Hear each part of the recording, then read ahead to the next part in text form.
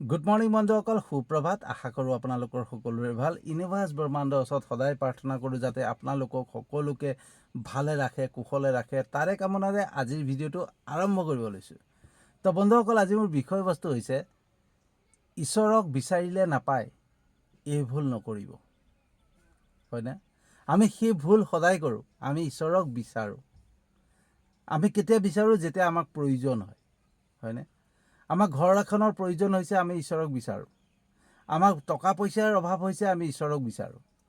আমি প্ৰত্যেকটো বস্তু যেতিয়া আমাৰ প্ৰয়োজন হয় নহয়, তেতিয়া ঈশ্বৰক বিচাৰোঁ, চাকি বন্তি জ্বলাওঁ, শৰাই আগবঢ়াওঁ, নামঘৰত যাওঁ। হয়নে? আমাক সন্তান এটা দৰকাৰ হৈছে, আৱশ্যক হৈছে, সন্তান এটাৰ কাৰণে আমি ঈশ্বৰক প্ৰাৰ্থনা কৰোঁ। ঈশ্বৰৰ ওচৰত চাকি জ্বলাবলৈ যাওঁ, আমি শৰাই দিওঁ, ঈশ্বৰক বিচাৰোঁ। হয়নে? কিন্তু আচলতে ঈশ্বৰক বিচাৰিলে নাপায়, ঈশ্বৰক অনুভৱ কৰিব লাগিব। মোৰ যে এই বস্তুটো নাই, সেইটো অনুভৱ কৰিব লাগিব। আৰু ঈশ্বৰে যে মোক দিছে, সেইখিনি মানে মোক সেই বস্তুটো দিছে, সেইটো কল্পনা কৰিব লাগিব। ঠিক আছে? আৰু প্ৰত্যেক দিনাখনে ঈশ্বৰক ধন্যবাদ জনাব লাগিব যিখিনি বস্তু আমি পাইছোঁ। যিখিনি ঈশ্বৰে আমাক দিছে, তাৰ বাবে আমি কেতিয়াও কৃতজ্ঞতা নজনাওঁ। কোনোবা দিন আমি যিখিনি বস্তু পাইছোঁ, জীৱনত যিখিনি বস্তু আমাক ঈশ্বৰে দিছে, থাকিবলৈ ঘৰ দিছে, খাবলৈ অন্ন দিছে, পিন্ধিবলৈ বস্ত্ৰ দিছে। ঠিক আছে? ঘৰত এইটো এতিয়া মোৰ মোবাইল এটা আছে, তেনেকৈ প্ৰত্যেকৰে মোবাইল আছে। হয়নে? তো ইমানখিনি বস্তু ভগৱানে যে দিছে, কোনোবা দিন আমি ভগৱানক কৃতজ্ঞতা জনাই পাইছোঁনে? কোনোবা দিন ধন্যবাদ জনাইছোঁনে? কেতিয়াও আমি ধন্যবাদ জনাই পোৱা নাই। কিন্তু আমি ভগৱানক বিচাৰিহে থাকোঁ। বিচাৰিলে নাপায় বন্ধুসকল। আমি চাবচোন, কেতিয়াবা আমাৰ বিপদ যেতিয়া হয়, প্ৰব্লেম হয় নহয়, আমি ওচৰ চুবুৰীয়া কাৰোবাক বিচাৰি যাওঁ যে মোৰ টকা অলপ প্ৰয়োজন হৈছিলে, মোক 10,000 টকা লাগে, ধাৰলৈ, মই কেইদিনমানৰ পিছত ঘূৰাই দিম, দিবনে? তেতিয়া সেই ব্যক্তিজনে কি কয়, এই নাই, মোৰ ওচৰত পইচা টকাও নাই নহয়, একেবাৰেই নাই। মোৰ যিকেইটা পইচা আছিলে চব খৰচ হৈ গ'ল, আমুকক দিলোঁ, তামুকক দিলোঁ। মানে এটা বাহানা দেখুৱাই দিব, কিন্তু পইচা নিদিয়ে। হয়নে? আমি যাৰে ওচৰত বিপদত যেতিয়া পৰোঁ, সমস্যাত পৰোঁ, যেতিয়া আমি বিচাৰি যাওঁ নহয়, কেতিয়াও নাপাওঁ, কেতিয়াও নিদিয়ে। বহুত কম সংখ্যক কেতিয়াবা কোনোবাই হয়তো দিব পাৰে, কিন্তু মানে প্ৰায় সংখ্যক লোকে নিদিয়ে। হয়নে? আমি নাপাওঁৱেই। গতিকে বিচাৰিলে আমি কেতিয়াও নাপাওঁ। আপোনালোকে চাবচোন, যিসকলে খুজি খায়, খোজনীয়াসকল, তেওঁলোকে খুজিবলৈ যায়, প্ৰত্যেকে জানো দিয়ে? কোনোবাই মানে অনিচ্ছাসত্ত্বে কিবা এটা দি দিলে, 10 এটকা এটা, 2 টকা এটা এনেকৈ দি দিলে, কিন্তু কিছুমানেতো গতিয়াই পেলে। হয়নে? যেতিয়াই খুজিবলৈ যাব, অপমান পাব বা বেয়া কথা শুনিব, সেইবিলাক শুনা পোৱা যায়। আমি খুজিলে মানে বস্তু পোৱাতকৈ আমি অপমানহে বেছি পাওঁ। হয়নে? তো খুজিলে যে নাপায়, তাতেই প্ৰমাণ। হয়নে? আমাক খুজিলে ক'তো আমি নাপাওঁ, কিন্তু আমি যেতিয়াই কল্পনা কৰিম নহয়, যিকোনো বস্তুক লৈ পেলাই অনুভৱ কৰিম যে মোক এইখিনি বস্তু মোক আৱশ্যক, মোক ঈশ্বৰৰ ওপৰত মোৰ বিশ্বাস আছে, ঈশ্বৰে মোক এইখিনি বস্তু দিব, আৰু তাক লৈ পেলাই যেতিয়া কল্পনা কৰিম যে এই বস্তুটো পালে মই কি কৰিম, কেনেকৈ ব্যৱহাৰ কৰিম, ঠিক আছে, তেতিয়া অট'মেটিকলি সেই বস্তু আহি যাব আপোনাৰ ওচৰত। সেইটো 100% চিয়'ৰ অট'মেটিকলি আহি যায়। কিন্তু আমি যিমানেই বিচাৰি থাকোঁ, তেটোপালে চিঞৰি প্ৰাৰ্থনা কৰোঁ, নাহে। কাৰণ ভগৱানে আমাৰ শব্দ বাক্য নুশুনে। ভগৱানে আমাৰ অনুভৱৰ কথা বুজি পায়। আমি যি ভাবিম, আমাৰ ভাৱনাটোহে বুজি পায়। আমি কি ভাবিছোঁ, কি অনুভৱ কৰিছোঁ, সেইটোহে ঈশ্বৰে বা ইউনিভাৰ্ছে, ব্ৰহ্মাণ্ডে গম পায়। এটা কম্পন শক্তিৰ মাধ্যমেৰে আমাৰ ভাৱনাখিনি ঈশ্বৰৰ ওচৰত যায়, আৰু ঈশ্বৰে গম পায় যে এইজন ব্যক্তিক এই বস্তুটোৰ প্ৰয়োজন হৈছে, আৰু তেতিয়া ঈশ্বৰে নিজেই দিয়ে। বন্ধুসকল, আপোনালোকে সৰু কাললৈ যাওকচোন, যেতিয়া আমি সৰু হৈ আছিলোঁ তেতিয়ালৈ যাওকচোন, বা আপোনালোকৰ সন্তানটোক লক্ষ্য কৰিব। ঠিক আছে? যেতিয়া সৰু হৈ থাকে নহয়, তেতিয়া আমি যেতিয়া বস্তু বিচাৰিছিলোঁ দেউতাক, তেতিয়া দেউতাই কি কৰিছিলে? খুব জোৰে জোৰে কান্দিছিলোঁ যে মোক এইটো বস্তু লাগিব, সেইটো বস্তু লাগিব। তেতিয়া দেউতাই দিছিলেনে? কেতিয়াও নিদিয়ে। টিকাত দুচাত পৰিছিলে। হয়নে? অনবৰতে দিগদাৰ কৰি থাকে বুলি। হয়নে? কিন্তু আমি যেতিয়া দেউতাৰ লগত ফুৰিবলৈ ওলাই যাওঁ, ক'ৰবাত যাওঁ তেতিয়া মনে মনে থাকি পেলাই যেতিয়া দোকানখনৰ সেই চকলেটৰ বটলটোলৈ চকু গৈ থাকে, বাৰে বাৰে চকলেটলৈ চকু গৈ থাকে, তেতিয়া দেউতাই কি সোধে, খাবি নেকি চকলেট এটা? নিজেই সোধে, আমি নোখোজাকৈ সোধে। মানে মই অনুভৱ কৰিছিলোঁ তেতিয়া, মই নিজে জানো, মই অনুভৱ কৰিছিলোঁ যেতিয়া দেউতাৰ লগত যাওঁ নহয়, দেউতাই মই বস্তুটোলৈ মই বাৰে বাৰে চাই থাকোঁ, যিটো বস্তু মোক আৱশ্যক, বাৰে বাৰে চাওঁ, এবাৰ দেউতালৈ চাওঁ, এবাৰ বস্তুলৈ চাওঁ। মানে দেউতাই সেই মোৰ অনুভৱটোত মোৰ যোনটো ভাৱনা, সেই ভাৱনাখিনি বুজি পায় দেউতাই বুজি পোৱাৰ লগে লগে দেউতাই তেতিয়া নিজেই সোধে যে তোক লাগিব নেকি, দে মই লৈ দিম ৰহ, হয়নে? তেতিয়া তাতকৈ ভালটোহে লৈ দিয়ে আমাক দেউতাই। ঠিক তেনেকৈ আমাক ঈশ্বৰে কিবা এটা ভাল দিয়াৰ চিন্তা কৰি থাকে, কিবা এটা ভাল দিয়াৰ চিন্তা কৰি থাকে। কিন্তু যেতিয়া আমি সৰু সুৰা বস্তুবিলাক বিচাৰি ফুৰি আমি আমনি কৰোঁ নহয়, ঈশ্বৰেও কনফিউজ হৈ যায় যে ইয়াক কি দিম মই, ভগৱানেও কনফিউজ হৈ যায় যে মই ইয়াক কি দিম। কাৰণ আমি কেতিয়াবা যে মোক ঘৰ এখন দিয়া, মোক সন্তান এটা দিয়া, তাৰপিছত ক'ম মোৰ বেমাৰ হৈছে, বেমাৰটো ঠিক কৰি দিয়া, তাৰপিছত ক'ব মই আমুকত বিপদত পৰিছোঁ, মোক এইটো সৈতে, মানে আমাৰ কোনো সঠিক এটা থিৰাং নাই যে কোনটো বস্তু আমাক দৰকাৰ, কোনটো বস্তু মোক আৱশ্যক, মোক সকলো লাগে। তো আমাৰ ভাৱনা আমাৰ এটা ওলাই, আমি কথা কওঁ এটা, তো আমাৰ মানে কোনো বস্তুৰ সঠিক সিদ্ধান্ত নাই যে এইটো বস্তুৱে মোক দৰকাৰ, ঠিক আছে।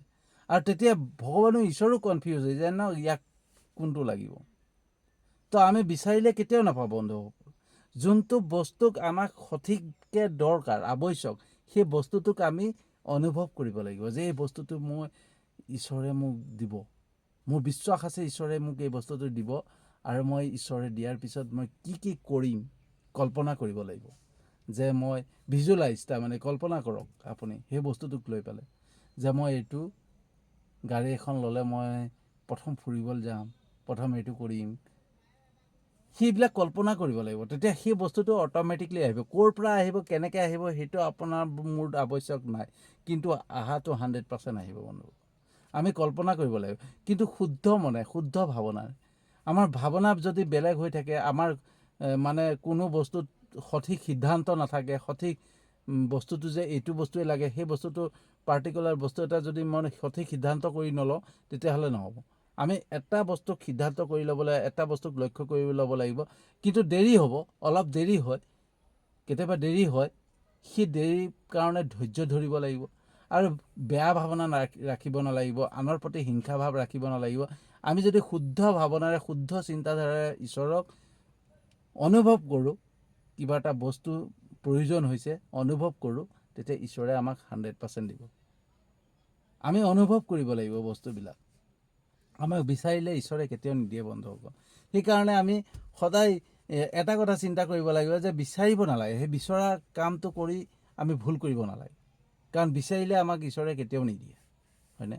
তো মই নিজেই বস্তুবিলাক মানে প্ৰেক্টিকেলি বুজি পাইছোঁ বন্ধুসকল, ঠিক আছে। তো মই এই কাৰণে মই আপোনালোকক এনেকুৱা ধৰণৰ ভিডিঅ'বিলাক বনাব পাৰিছোঁ যে মই ইয়াৰ পৰা প্ৰেক্টিকেলি অভিজ্ঞতা হৈছে। মই আগতে কৈছোঁ যে মোৰ যোনটো মোবাইলৰ পৰা এতিয়া মই আপোনাৰ ভিডিঅ' বনাই আছোঁ, সেই মোবাইলটো মই অনুভৱ কৰিছিলোঁ যোনদিনাখন লঞ্চ কৰিছে, যোনদিনাখন এই মোবাইলটো মাৰ্কেটত আহিছে, সেইদিনাখনে যেতিয়া দেখা পাইছোঁ নহয় যে ৰিয়েলমি 14 Proটো মই ল'ব পৰাহেঁতেন, মই ঈশ্বৰেতো মোক দিব, মোৰ বিশ্বাস আছে ঈশ্বৰে মোক দিব, মই অনুভৱ কৰি আছিলোঁ যে মোৰ মোবাইল এটা লাগে, মোক অনুভৱ হৈ আছিলে। আৰু সেই অনুভৱ কৰি থাকোঁতে বিশ্বাস কৰক মোৰ হাতত মাত্ৰ 5,000 টকা আছিলে, আৰু মই দোকানখনলৈ গ'লোঁ।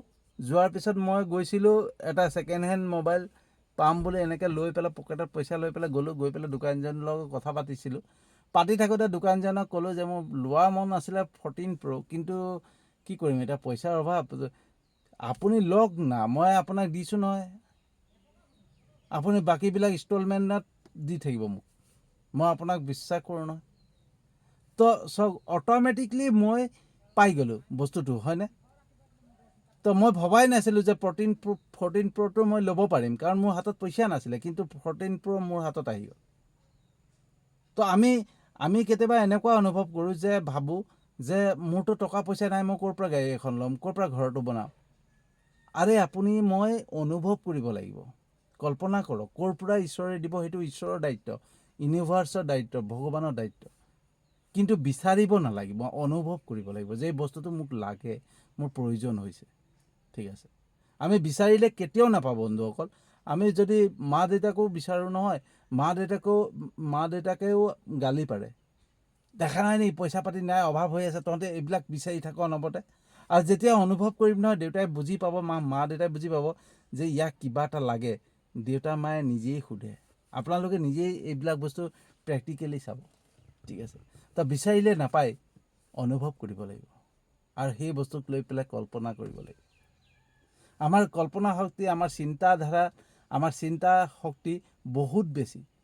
আমি যেনেকৈ চিন্তা কৰিম বস্তুবিলাক, যেনেকৈ ভাবিম, যেনেকৈ অনুভৱ কৰিম নহয়, তেনেকৈ আমাৰ সন্মুখত আহি যাব।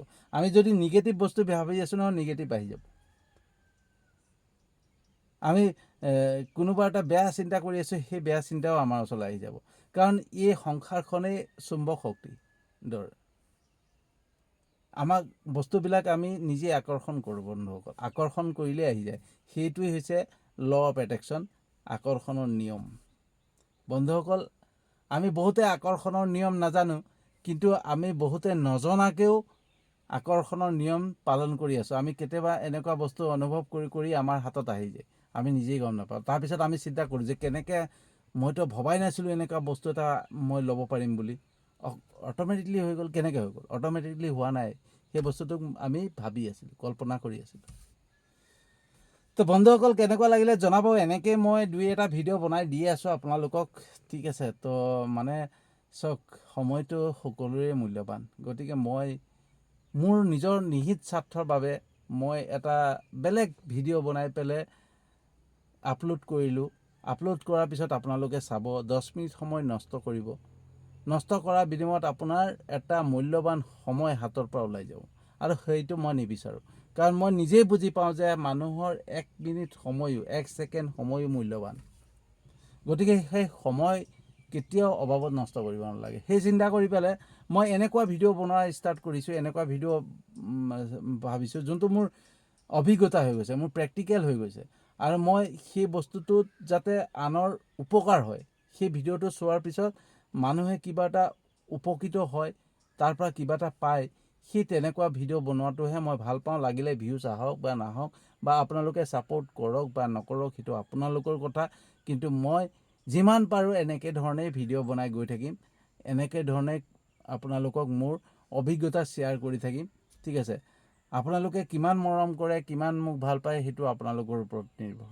ঠিক আছে, তো আপোনালোকে মোৰ ইউটিউব চেনেলটো ছাবস্ক্ৰাইব কৰিছে বা ফেচবুক পেজটোত ফ'ল' কৰিছে, তাৰ বাবে ধন্যবাদ। ইয়াকে কৈ পেলাই আজিৰ ভিডিঅ'টো সামৰণি মাৰিছোঁ আৰু এটা নতুন বিষয়বস্তু লৈ আহি আছোঁ।